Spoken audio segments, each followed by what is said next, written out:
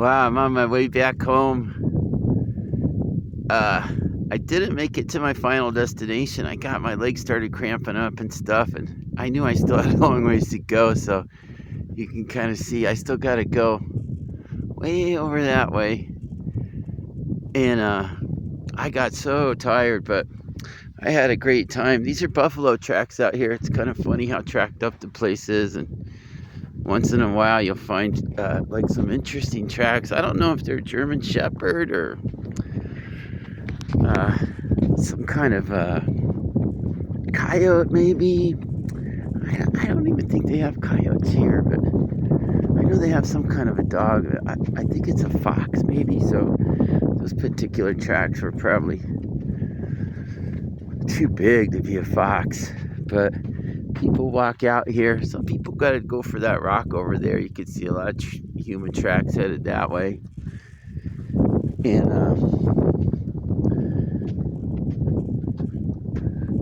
there's some tracks headed that way too.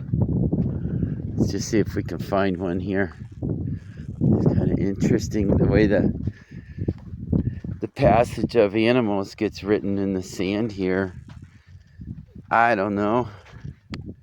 You know, why would they be so grouped in three like that there? Look at that. There's like three. That's pretty interesting. Hang with me for a second. Maybe we'll see some other ones.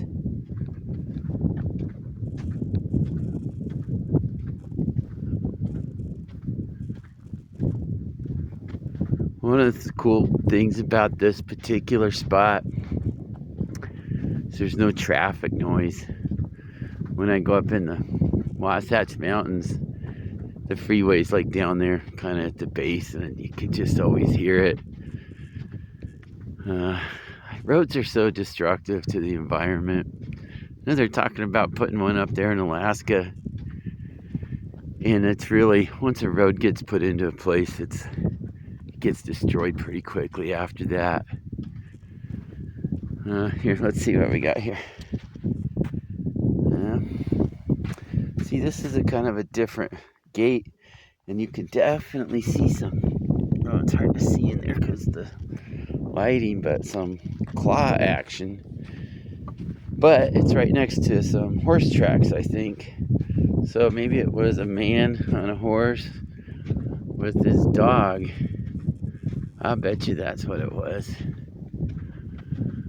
But yeah, this place is really cool. When I come back, I gotta bring more water. I only brought like 3 liters of water. I think I probably needed more like 2 gallons. And what happened to me was kind of scary. I was on my way to kind of crossing that last stretch and was walking in some deep sand, and all of a sudden I got to where my leg didn't even want to lift and was getting all crampy.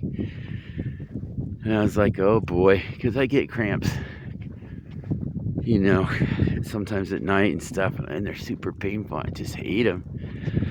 But and then I thought, oh man, I better go sit down. And so I saw a little spot where I wanted to sit, and I could barely make it to that spot. In fact, I'm having a hard time just kind of making it back here now. But so I did make it there.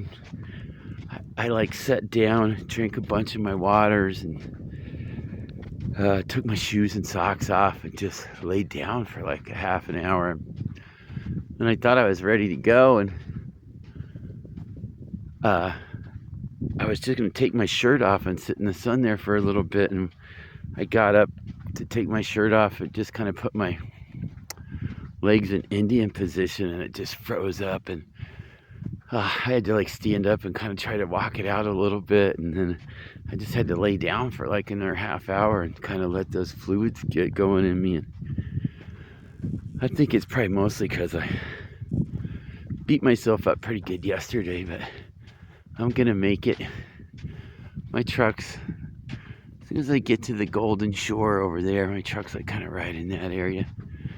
Well, I hope you guys enjoyed a trip to Antelope Island in the Great Salt Lake.